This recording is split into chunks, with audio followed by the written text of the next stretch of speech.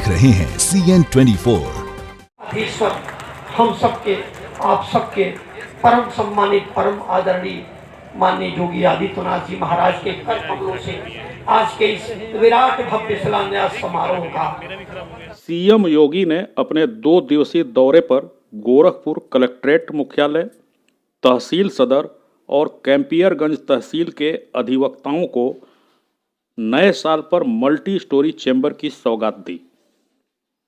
Collectorate मुख्यालय परिसर में अधिवक्ता चैम्बर के निर्माण पर 4,54,00,000 रुपए,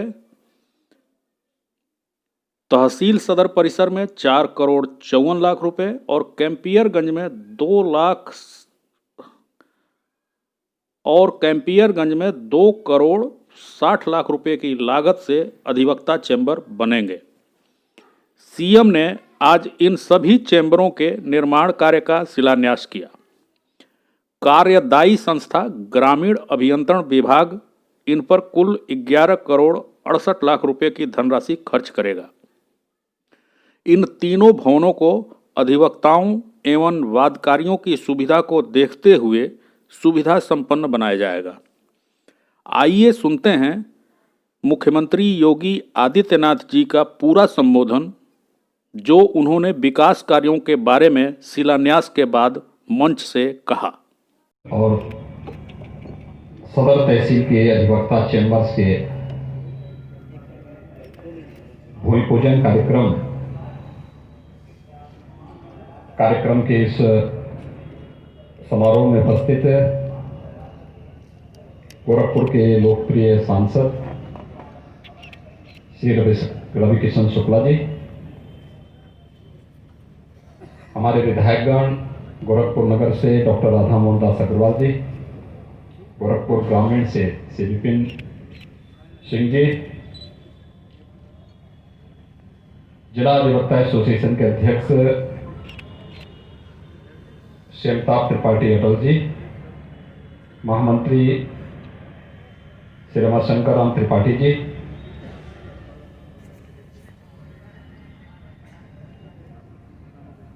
आज के इस कार्यक्रम में उपस्थित जिला अधिवक्ता एसोसिएशन के वरिष्ठ उपाध्यक्ष श्री रजनीकांत मिश्र जी,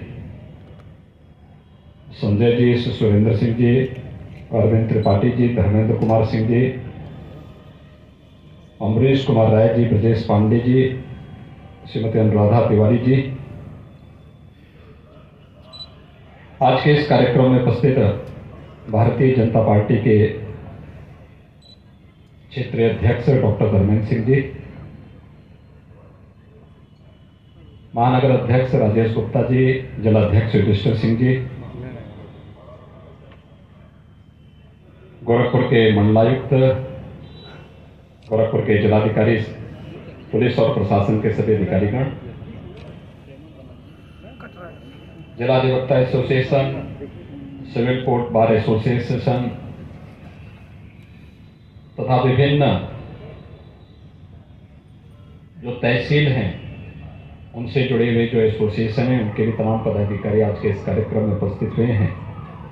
उनके सभी पदाधिकारीगण और गोरखपुर के सभी वरिष्ठ अधिवक्तागण और उपस्थित भाइयों बहनों, मेरा आज का जो कार्यक्रम है केवल इस समय केवल अधिवक्ता समुदाय के लिए है, इसलिए मैं आज के अवसर पर आप सबका हृदय से अभिनंदन करता हूं और आपको बधाई देता हूं कि गोरखपुर कलेक्ट्रेट में और सदर तहसील के अधिवक्ताओं के लिए अच्छे सुविधायुक्त चैम्बर्स का निर्माण यहां पर होगा।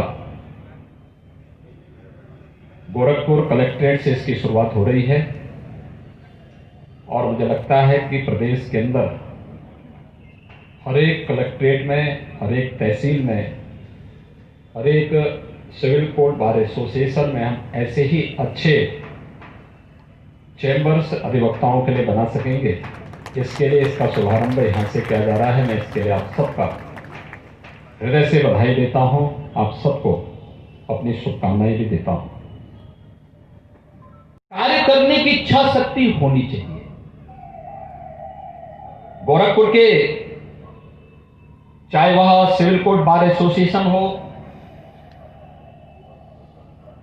जिला अधिवक्ता एसोसिएशन हो, या फिर द कमिश्नर्स बार एसोसिएशन हो, ये जितने भी हमारे एसोसिएशन बार से जुड़े हुए हैं, मेरा इनके साथ संवाद आज से नहीं पिछले 25 वर्षों से है, बार के रूप में और एक जनप्रतिनिधि के रूप में, और साथ साथ एक गोरक्षपीठ के एक योगी के नाते भी एक भावनात्मक संवाद मेरा सभी अधिवक्ता बंधुओं से लगातार बना रहा है। वे लोग हर सम विषम परिस्थिति में हम लोगों के साथ खड़े रहते रहे। उस समय उनके लिए कोई दायरे नहीं रहे हैं, तो स्वाभाविक रूप से एक संवाद रहा। इसलिए 1998 में जब मैं सांसद बना तो पहली डिमांड मेरे पास यहां की आई थी, और हम लोगों ने जिला अधिवक्ता एसोसिएशन में उस समय एक बड़ा सभागार का निर्माण करके यहां के अधिवक्ताओं को समर्पित किया था। बाद में उसका विस्तार भी हुआ, उसको और एक नए रूप में आगे बढ़ाने का कार्य हुआ। इसके बाद फिर इस कार्यक्रम को आगे बढ़ाने का कार्य द कमिश्नर्स बार एसोसिएशन ने, सिविल कोर्ट बार एसोसिएशन ने, सभी एसोसिएशन ने भी अपने अपने समय में कार्यक्रम आगे बढ़ाए थे। लेकिन समय के अनुरूप हम लोगों ने न केवल कलेक्ट्रेट में और कमिश्नरी में, बल्कि हम लोग इस कार्यक्रम को तहसील स्तर पर भी ले जाना चाहते हैं। आज मुझे कंपियरगंज तहसील में मैं जा रहा हूं, कल सैजनवा और बांसगांव तहसील का हम लोग करने जा रहे हैं, फिर और भी तहसीलों के लिए प्रदेश के अंदर अलग अलग कमिश्नरी है, कलेक्ट्रेट है, या फिर तहसील किए हैं। उन सभी स्थानों पर अधिवक्ताओं के लिए उस प्रकार की सुविधायुक्त चैम्बर के निर्माण की प्रक्रिया को राज्य सरकार तेजी के साथ आगे बढ़ाएगी, जिससे दिखने के लिए वह अधिवक्ता का चैम्बर होगा, लेकिन वह वास्तव में एक कॉमन मैन के लिए, एक सामान्य नागरिक के लिए न्याय पाने का एक मंच बनेगा। और उस मंच का एक कार्यक्रम, उसका शुभारंभ हम लोग यहां से कर रहे हैं। शुरुआत ईमानदारी पूर्वक होगी तो उसके परिणाम भी ईमानदारी पूर्वक सामने आएंगे। मुझे देख के कभी कभी आश्चर्य होता है, राज्य वही है, संसाधन भी वही है, तंत्र भी वही है, केवल सरकारें बदली हैं। और क्या परिवर्तन लाया जा सकता है? याद करिए, गोरखपुर में 1947 से 2017 तक कुल 12 गवर्नमेंट मेडिकल कॉलेज बने थे। 12।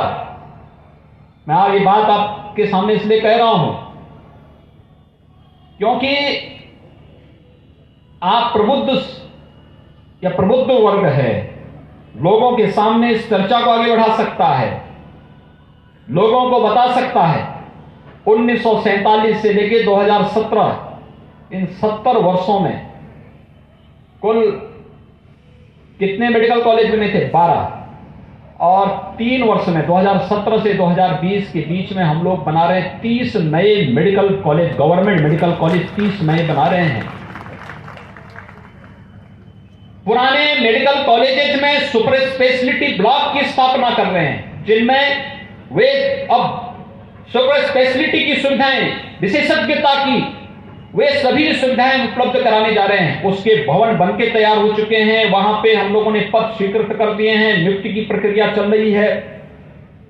2 जगह एम्स बन रहे हैं, गोरखपुर का एम्स आपके सामने है, ऐसे ही रायबरेली में भी एम्स बन रहा है, और वाराणसी में भी एम्स जैसा संस्थान निर्माण कार्य उसका युद्ध स्तर पर चल रहा है।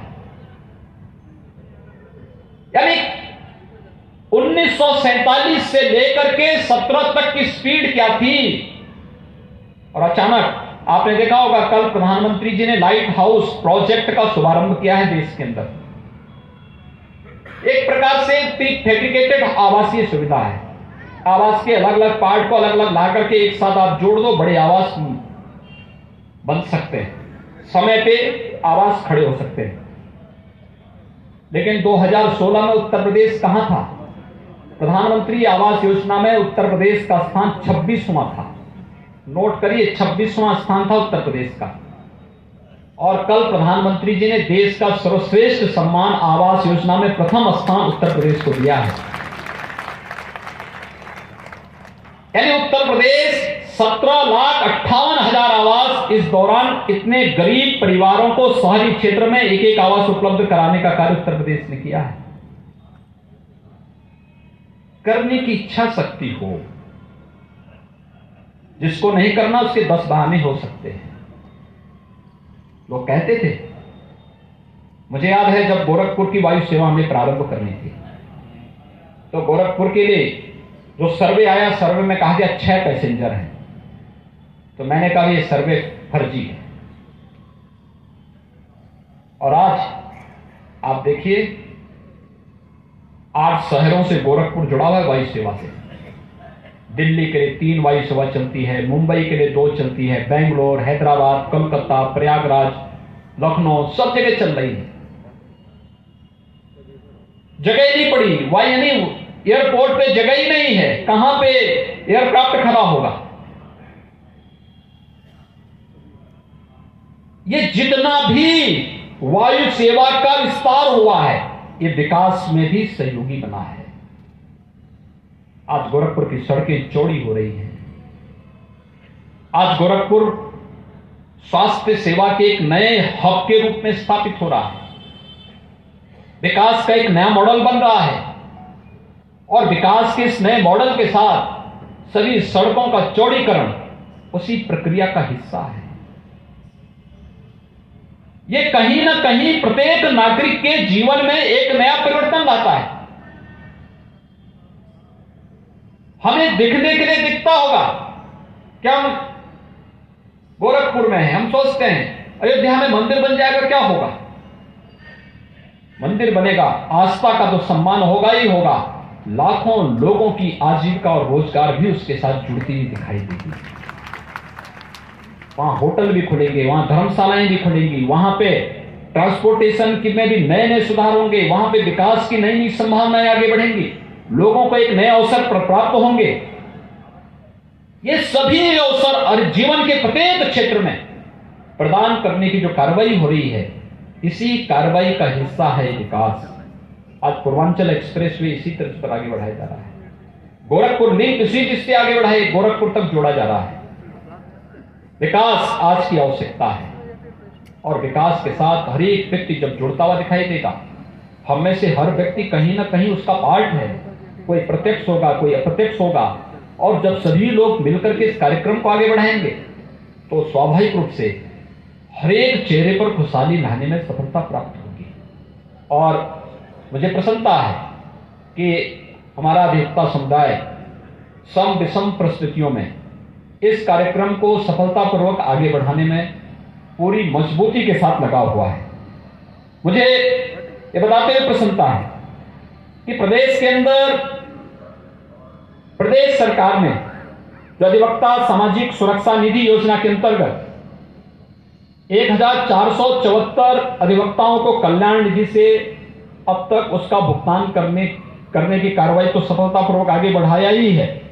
लेकिन साथ साथ हम लोगों ने 2017 में जब विधानसभा का चुनाव हुआ था, उस समय हम लोगों ने लोक कल्याण संकल्प पत्र में एक बात कही थी, और वह कही थी कि अगर अधिवक्ता की मृत्यु पर उनके परिजनों को मिलने वाली सहायता राशि की हेतु आयु की सीमा 70 वर्ष किए जाने और उस सहायता के तहत जो राशि हम लोगों ने दी 471 ऐसे अधिवक्ता के परिवारजनों को 23 करोड़ 11 लाख रुपए का अब तक भुगतान हम लोग कर चुके हैं। जिन अधिवक्ताओं की इस दौरान मृत्यु हुई और उत्तर प्रदेश में अधिवक्ता सामाजिक सुरक्षा निधि के अंतर्गत मृत्यु दावे के रूप में 662 मृतक अधिवक्ताओं के आश्रितों को कल्याण निधि से भी 4 करोड़ 46 लाख 33 हजार से अधिक धनराशि का भुगतान अब तक हम लोगों ने किया है। प्रदेश के अंदर युवा अधिवक्ताओं के लिए भी हम लोगों ने एक घोषणा की थी कि युवा अधिवक्ताओं के लिए उनकी जो लॉ से संबंधित पुस्तकें होंगी, पत्रिकाएं होंगी, इसके लिए 5,000 रुपए प्रति अधिवक्ता 3 वर्ष के लिए चालू वित्तीय वर्ष के लिए हम लोगों ने जो धनराशि उपलब्ध कराई उसमें 1,87,90,000 रुपये इस दिशा हम लोगों ने स्वीकृत किए हैं, जिसमें से 1,60,00,000 रुपये वितरित भी किए जा चुके हैं। इसके अलावा चाहे वह हाईकोर्ट प्रयागराज में हो या लखनऊ में हो, वहां पे अधिवक्ता चेंबर्स के लिए और पार्किंग के लिए भी बहुत समस्याएं हैं।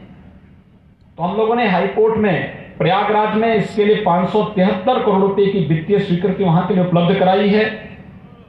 इसके साथ ही लखनऊ में भी 184 करोड़ रुपए चेंबर के लिए और मल्टी लेवल पार्किंग के लिए हम लोग वहां पर उपलब्ध कराए हैं।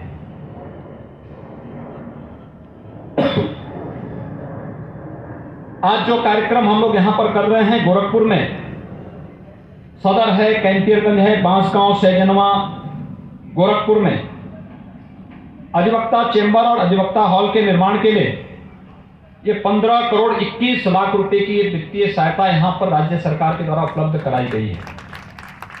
यानी गोरखपुर के साथ साथ जो हमारे तहसील के बाहर हैं वहां पर भी ये सुविधा हम लोगों ने प्रदेश के अंदर उपलब्ध करवाने का कार्य किया है। और मुझे प्रसन्नता होगी कि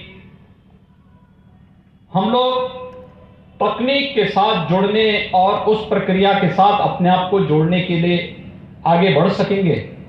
तो आने वाले समय में मुझे लगता है कि न्याय और भी सरल और सुलभ बनाने में मदद मिलेगी। मैं गोरखपुर अधिवक्ता एसोसिएशन को आज के इस कार्यक्रम के लिए हृदय से धन्यवाद देता हूं। जो मांग पत्र उन्होंने हमारे सामने रखा है उसका पूरा अवलोकन करके सरकार उसमें पूरा सहयोग उन्हें उपलब्ध कराएगी। और आप सबको मैं इस अवसर पर हृदय से बधाई देता हूं। 2021 का ये वर्ष आप सबके लिए मंगलमय हो। आप अपने वादकारी के हितों के लिए और एक सामान्य नागरिक को न्याय दिलाने के लिए इसी प्रतिबद्धता के साथ कार्य कर सकेंगे। इस विश्वास के साथ मैं आप सबके प्रति आज के इस अवसर पर आप सबको हृदय से बधाई देते हुए अपनी शुभकामनाएं देता हूं। बहुत बहुत धन्यवाद।